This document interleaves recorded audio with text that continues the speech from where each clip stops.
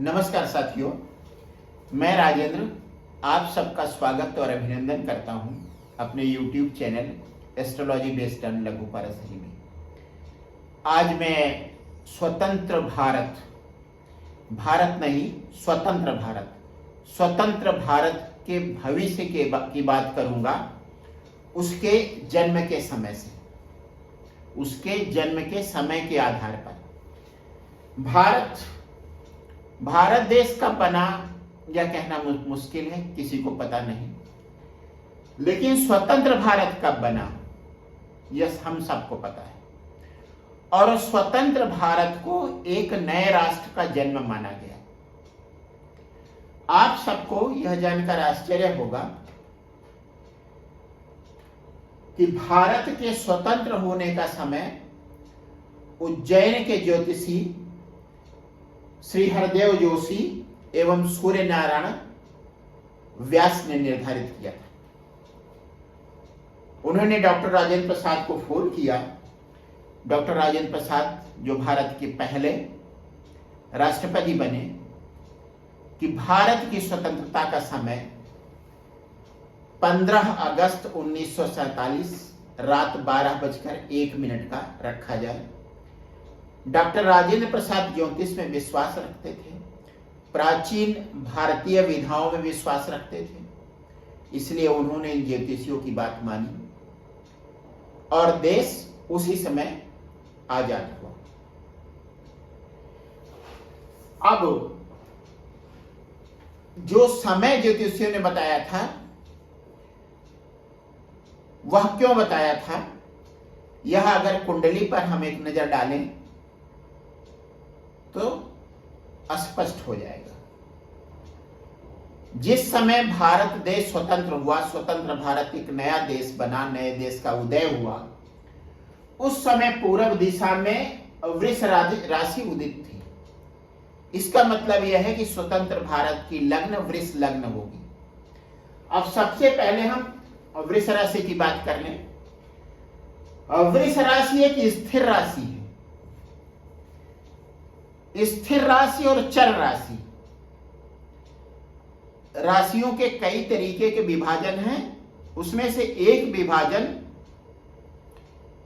स्थिर राशि और चर राशि का विभाजन है। चर राशि में जो काम किए जाते हैं, जैसे किसी व्यक्ति को घूमना फिरना है, वह चर राशि में अच्छा होता है। अगर कोई स्थिर काम करना है, ऐसा काम करना है जो बहुत दिन तक चलेगा या जिसमें स्थिरता की आवश्यकता है, जैसे किसी राष्ट्र का निर्माण, किसी एक व्यक्ति के लिए उसके मकान का निर्माण, वधू का गृह प्रवेश, तो ये सब काम स्थिर राशियों में किए जाते हैं। अचर राशि, स्थिर राशि। तो पहली बात तो स्थिर राशि है वृष राशि। इसलिए ज्योतिषियों ने यह निर्धारित किया कि इस समय भारत का स्वतंत्र होना अच्छा रहेगा। दूसरी बात है, यह पृथ्वी तत्व राशि है। स्थिर राशियां भी 4 होती हैं।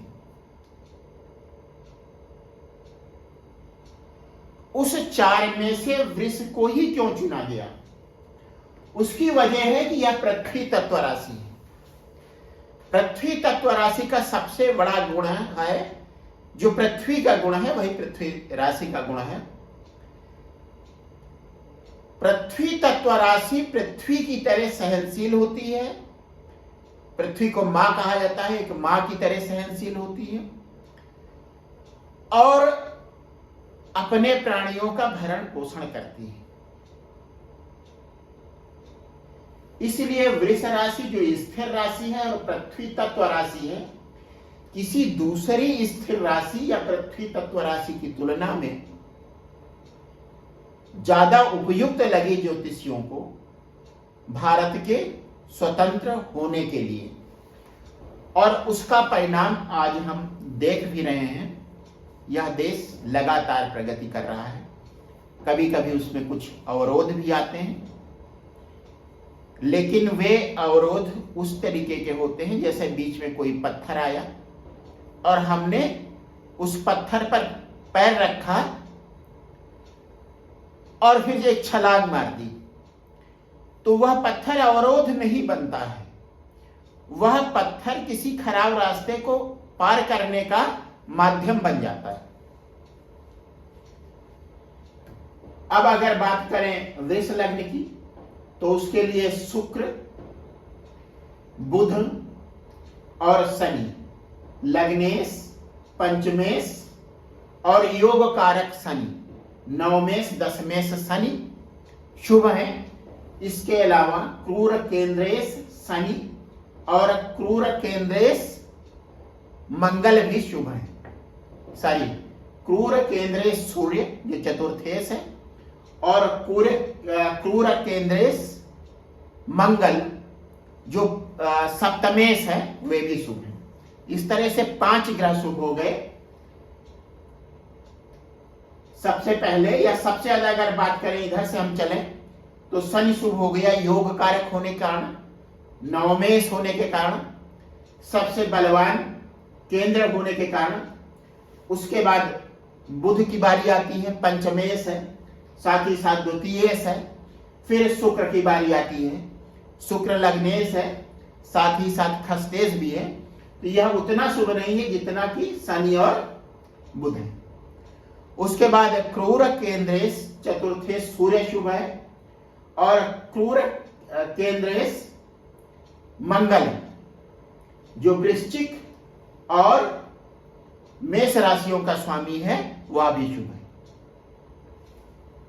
शुक्र, बुध, शनि, सूर्य और मंगल।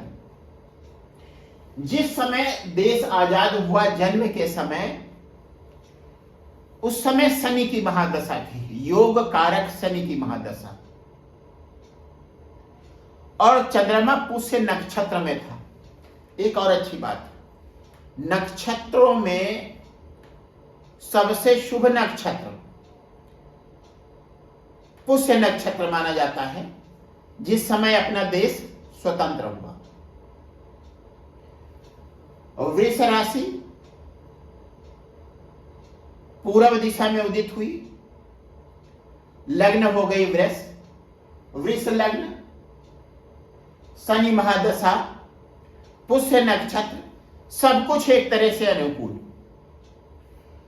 और चूंकि योग कारक शनि जो लोकतंत्र का प्रतीक है, उसमें देश स्वतंत्र हुआ और शनि महादशा का 18-19 साल का समय इस देश को मिला। पूरा 18 साल का समय मिला, इसलिए इस देश में लोकतंत्र की सफल स्थापना हुई। और जैसा शनि का स्वभाव होता है, भाग्येश और दशमेश शनि सदैव इस देश के लिए भला कर रहा है, लेकिन वह भला, वह प्रगति धीरे धीरे और अवरोधों के साथ हो रही है। लेकिन वे अवरोध भी उसके लिए ऐसे पत्थर साबित हो रहे हैं जैसे नींव का पत्थर होता है। जैसे कोई पत्थर आ जाए रास्ते में और पानी बह रहा हो, उसमें वह पत्थर पड़ा हो, कोई व्यक्ति उस पत्थर पर पैर रखकर छलांग मारे और पानी को पार कर जाए। तो ये जो अवरोध आ रहे हैं, जो रुकावटें आ रही हैं, वे भी नींव का पत्थर साबित हो रही हैं, या ऐसा पत्थर साबित हो रही हैं जो ऐसे रास्ते पर पानी के बीचों बीच में पड़ा हुआ है, जिस पर पैर रखकर छलांग लगाकर उस बहते हुए पानी को पार किया जा सकता है। शनि के बाद शुभ बुध की महादशा आई, उसके बाद केतु की महादशा आई। केतु मंगल का प्रतिनिधि है, वह महादशा भी शुभ साबित हुई। फिर उसके बाद केतु के बाद शुक्र की महादशा आई, और शुक्र के बाद सूर्य की महादशा आई, और सूर्य के बाद चंद्रमा की महादशा आ गई जो 2015 से आई। यहां मैं चंद्रमा के एक कारक की बात करूंगा। चंद्रमा इस कुंडली का तृतीयेश है, तो पहली बात ये हो गई कि पहली बार स्वतंत्र भारत को एक अशुभ महादशा मिल रही है। अशुभ तृतीय भाव के स्वामी अशुभ चंद्र की महादशा मिल रही है, जो 2015 से शुरू हुई और 2025 तक चलेगी। 10 साल की होती है चंद्रमा की महादशा। अब चंद्रमा का जो सबसे मुख्य कारक है जिसकी मैं बात करने जा रहा हूं, उसका संबंध है भावना से, मन से, विचार से। और अगर आप ध्यान दें तो 2015 से लेकर लगातार यह बात होती है कि हमारी भावनाएं आहत होती हैं। हवा का रुख बदला, थोड़ी सी गर्मी ज्यादा हो गई, थोड़ी सी सर्दी ज्यादा हो गई, हम घबरा जाते हैं और ये कहते हैं कि हमारी भावना आहत हो गई। जो इस बात की शुरुआत करता है, यह सच्चाई है कि उसकी भावना आहत नहीं हुई रहती, क्योंकि वह कोई नेता होता है या कोई सफेदपोश अपराधी होता है, और किसी नेता की भावना कभी आहत नहीं होती। नेता सदैव साधारण लोगों की, भोले भाले लोगों की भावनाएं भड़काता है। तो पहली बात तो यह कि अगर हम ये कहें कि भावनाएं नहीं आहत हो रही, तो यह पूरी तरह से गलत होगा। हाँ, जो व्यक्ति शुरुआत करता है इस बात की कि मेरी भावना आहत हुई, और उस बात का प्रचार करता है, जिसको वह अपनी भावना आहत होने का कारण बताता है, उस नेता की, उस सफेदपोश माफिया की भावना आहत नहीं हुई रहती। लेकिन उस नेता की, उस सफेदपोश माफिया की बात से भोली भाली जनता, भोले भाले आदमी, जो दयालु स्वभाव के हैं, जो बहुत ज्यादा हद से ज्यादा सीधे हैं, सज्जन हैं, जिनमें सज्जनता कुछ ज्यादा ही है, उनकी भावनाएं सच में आहत हो जाती हैं। और ये आहत भावनाएं जो सच में होती हैं, वे कारण बनती हैं इस देश की दुर्दशा की। इस देश को पतन में ले जाने का कारण ऐसी ही आहत भावनाएं बनती। तो 2015 में डेट नहीं बता रहा हूं, जिस समय चंद्रमा की महादशा की शुरुआत हुई 11 सितंबर 2015। 11 सितंबर 2015 के बाद अगर आप देखेंगे तो ये भावनाएं आहित होने का मामला ज्यादा प्रकाश में आना शुरू हुआ, और यह पीरियड रहेगा 11 सितंबर 2025 तक। मतलब अभी करीब करीब 2.25 साल, जब लोगों की भावनाएं आहत होती रहेंगी, कुछ की सच में और कुछ की झूठ में।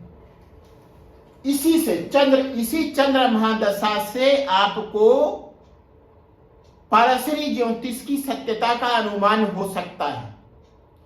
जिस तरह से चंद्रमा की इस महादशा में भावनाएं लोगों की आहत हो रही हैं, भोले भाले लोगों की सच में आहत हो रही हैं, और जो उन भोले भाले लोगों को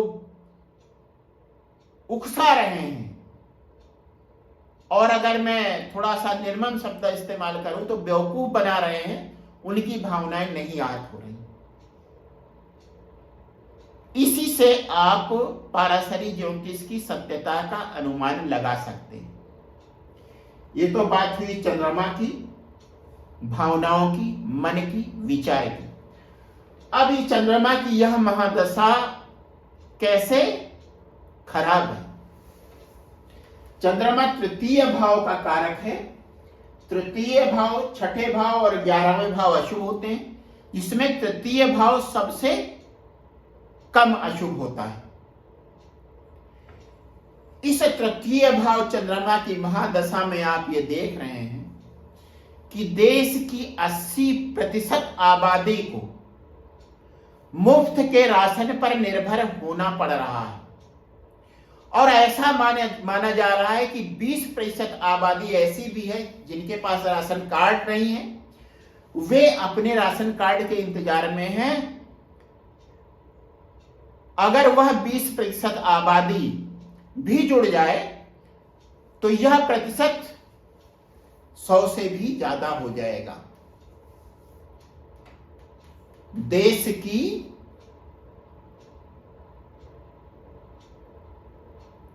लेकिन वह 100 जो होगा प्रतिशत में नहीं होगा, करोड़ में होगा। 80 करोड़ जनता, मैंने प्रतिशत कहा वह गलत हुआ, 80 करोड़ जनता को सरकारी आंकड़ों के हिसाब से मुफ्त का राशन दिया जा रहा है। इसका मतलब 80 करोड़ लोग मुफ्त के राशन पर खाने पीने के लिए निर्भर हैं। और 20 करोड़ लोग, यह भी सरकारी आंकड़ा है, कि इंतजार कर रहे हैं अपने राशन कार्ड के बनने का। इस तरह से 140 करोड़ में 100 करोड़ लोग, 140 करोड़ में 100 करोड़ लोग एक तरह से या तो ऐसे राशन पर जो मुफ्त का है दिया जा रहा है निर्भर हैं, या उस पर निर्भर होने वाले हैं भविष्य में, जिसके बिना उनका खाना पीना नहीं चल पाएगा। बेरोजगारी प्रतिशत में सबसे ज्यादा हो गई है और लोगों के मन के डर का तो कुछ कहना नहीं। कुछ अपनी वर्तमान समय की दुर्दशा से डर रहे हैं, कुछ आने वाले भविष्य में अपनी दुर्दशा को निश्चित मानकर डर रहे हैं। क्योंकि एक समुदाय, उसकी जनसंख्या इतनी ज्यादा हो जाएगी कि जो आज बहुसंख्यक में है उनके लिए यहां जीवित रहना मुश्किल हो जाएगा। इसलिए जो बहुसंख्यक हैं वे अपने भविष्य के अनुमानों के आधार पर डर रहे हैं, और जिन्हें अल्पसंख्यक कहा जा रहा है वे अपनी वर्तमान दुर्दशा के कारण डर रहे हैं। तो यह महर्षि पाराशर ने जो कुछ कहा है अशुभ महादशा के बारे में, चंद्रमा के कारकत्व के बारे में, वह स्वतंत्र भारत की जन्म कुंडली की वर्तमान महादशा सुनिश्चित करती है कि पाराशरीय सूत्र, लघु पाराशरीय सूत्र पूरी तरह से सही है। इससे बड़ा प्रमाण मेरे सामने तो और कोई नहीं। उसके बाद आती है मंगल महादशा, जो 2025 से 2032 तक चलेगी। 2025 में शुरू होकर 2032 तक चलेगी, 7 साल रहेगी। मंगल साहस का प्रतीक है और नेतृत्व क्षमता का प्रतीक है। मंगल इस कुंडली का सप्तमेश है और व्ययस है। व्यय भाव एक तटस्थ भाव है। यह मंगल क्रूर केंद्रेश है, सप्तम भाव का स्वामी है। क्रूर केंद्रेश होने के कारण ये सप्तम भाव और साथ ही साथ तटस्थ व्यय भाव के भी शुभ फल देगा। अब अगर 12वां भाव, जिसे व्यय भाव कहा जाता है, उसकी बात करें तो यह विदेश का भाव है। 8वां भाव कूटनीतिक संबंधों का भाव है, राजनयिक संबंधों का भाव है। और मंगल स्थित है बुध की मिथुन राशि में, एक शुभ राशि में, एक अच्छे भाव में, परिवार वाले भाव में। इसका मतलब क्या हुआ? इसका मतलब हुआ कि भारत के, इस देश के संबंध विदेशों के साथ अच्छे होंगे, राजनयिक संबंध, कूटनीतिक संबंध अच्छे होंगे, और इन संबंधों की वजह से विदेश से जो मुद्रा आएगी उससे हमारे भंडार भर जाएंगे। द्वितीय भाव धन भाव है। इसे आप, द्वितीय भाव को आप रिजर्व बैंक के पास जो संचित धन है, बैंकों के पास जो रिजर्व मनी है, जो रिजर्व धन है, जो रिजर्व पैसा है, उसका भाव मानेंगे, वही भाव है ये। तो रिजर्व बैंक का जो संचित धन है वह आशा से ज्यादा हो जाएगा, एक उम्मीद से ज्यादा हो जाएगा। हमारे भंडार लबालब भर जाएंगे, जैसे बरसात में तालाब लबालब भर जाते हैं, उसी तरह से हमारा मुद्रा भंडार विदेशी मुद्रा से लबालब भर जाएगा। यह हुआ मंगल महादशा का फल। और जो डर अशुभ चंद्र महादशा में यहाँ का नागरिक महसूस कर रहा है उस डर से मंगल महादशा का साहस और मंगल महादशा की नेतृत्व क्षमता यहाँ के नागरिकों को मुक्त दिलाएगी। थोड़ा सा एक बात जो शायद मुझे पहले करनी चाहिए थी, मैं अभी कर लूं। जब किसी देश की कुंडली की बात होती है, जैसे स्वतंत्र भारत की बात हो रही है, तो लग्न का मतलब है इस देश के लोग। द्वितीय भाव का मतलब हुआ इसका मुद्रा भंडार, वह बैंकों का भी हो सकता है और रिजर्व बैंक का भी हो सकता है। तीसरा भाव हुआ स्वतंत्र भारत के पड़ोसी, हमारा पराक्रम और हमारे निरंतर होने वाले प्रयास। चतुर्थ भाव हुआ हमारे रिसोर्सेज, हमारी खदानें, हमारी वह संपदा जो जमीन के अंदर है, हमारे समुद्र, हमारी नदियां, हमारे पहाड़। और पंचम भाव का मतलब हुआ कि हमारे लोगों की, इस देश के लोगों की लर्निंग एबिलिटी, हमारी साधना और हमारी इच्छाएं, प्यार, हमारा प्यार, हमारी डिजायर्स। उसके बाद ये छठा भाव हुआ हमारी युद्ध करने की क्षमता, हमारी जो गरीब लोग हैं, जो कमजोर देश हैं, उनके प्रति हमारा रुख। सप्तम भाव हुआ हमारे राजनयिक संबंध, हमारे कूटनीतिक संबंध, विदेशों से हमारे संबंध। और नवम भाव हुआ हमारे प्राचीन भाष्य, हमारा प्राचीन ज्ञान, हमारा गूढ़ ज्ञान। नवम भाव हुआ हमारी धार्मिक आस्थाएं और दसम भाव हुआ हमारा कर्म और एकादश भाव हुआ हमारे मित्र, हमारा सोशल स्टेटस, हमारा सर्किल। और 12वां भाव हुआ विदेश। तीसरे भाव के बारे में एक बात मैं और कहूंगा। तीसरा भाव है वाणी का। वह वाणी किसी भी तरीके से हो सकती है, वाणी और लेखन का। वह लेखन कागज पर किया गया लेखन भी हो सकता है, यूट्यूब पर किया गया लेखन भी हो सकता है, इंस्टाग्राम पर किया गया लेखन भी हो सकता है, किताबी लेखन भी हो सकता है।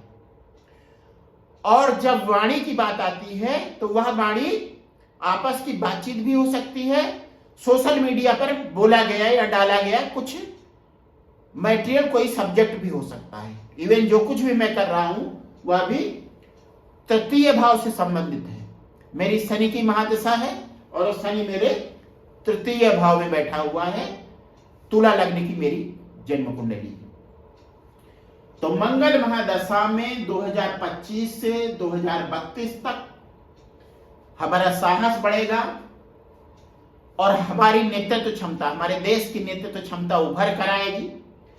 उसके बाद 2032 से 2020 का समय वह समय होगा जिसका उन लोगों को इंतजार है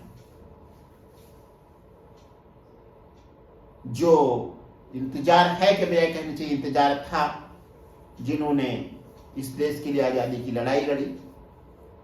और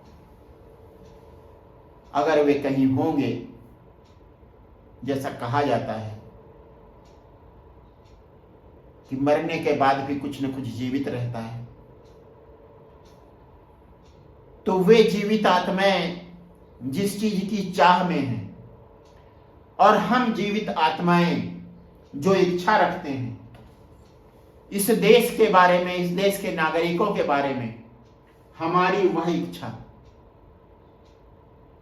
भविष्य के बारे में हमारे पूर्वजों के सपने सच होंगे। और राहु महादशा में 2032 से 2050 के बीच यह देश महाशक्ति बनकर उभरेगा। अब इसको समझिए क्यों। राहु इस कुंडली का लग्नेश है, मतलब लग्नेश का प्रतिनिधि है, और अपनी उच्च राशि वृष में है। राहु की दो उच्च राशियां मानी जाती हैं, वृष और मिथुन। लेकिन जो महर्षि पराशर जो राशि मानते हैं वह वृष राशि को मानते हैं। राहु अपनी उच्च राशि वृष में है और सूर्य के नक्षत्र में है। शुभ ग्रह सूर्य के नक्षत्र में है और लग्न में स्थित है। लग्न में स्थित है, बलवान है और शुभ ग्रह का प्रतिनिधि है, एक शुभ ग्रह के नक्षत्र में है। तो राहु वे फल देगा जो फल भूतकाल में शुक्र हमें नहीं दे पाया था। और यह उच्च राशि का राहु इस देश को महाशक्ति बनाएगा और यह घटना घटेगी 2032 से लेकर 2050 के बीच। उसके बाद गुरु की महादशा आएगी। गुरु इस देश के लिए एकादश भाव का स्वामी है, आय वाले भाव का स्वामी है। लेकिन जेमिनी ज्योतिष के हिसाब से गुरु अमात्य कारक है। अमात्य कारक मतलब प्रतिष्ठा दिलाने वाला ग्रह। तो वह महादशा भी इसकी अच्छी जाने वाली है। फिलहाल राहु महादशा वह महादशा साबित होने जा रही है जिसका सपना हमारे पूर्वजों ने लगातार देखा था, और हम जागती आंखों से और सोते हुए दोनों तरीके से देखते हैं उसको।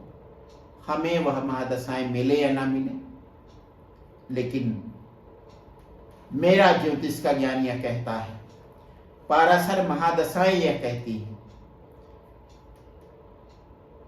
कि इस समय की जो पीढ़ी है उसके तमाम लोगों को और आने वाली पीढ़ी को यह राहु महादशा मिलेगी जिसमें यह देश महाशक्ति के रूप में उभरेगा।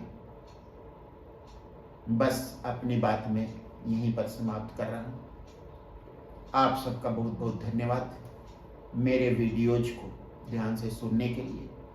यदि किसी वजह से आपने मेरा चैनल अभी तक सब्सक्राइब नहीं किया है तो कृपया उसे सब्सक्राइब करें, शेयर करें, और यदि आपको पसंद आता है तो दूसरों को भी भेजिए।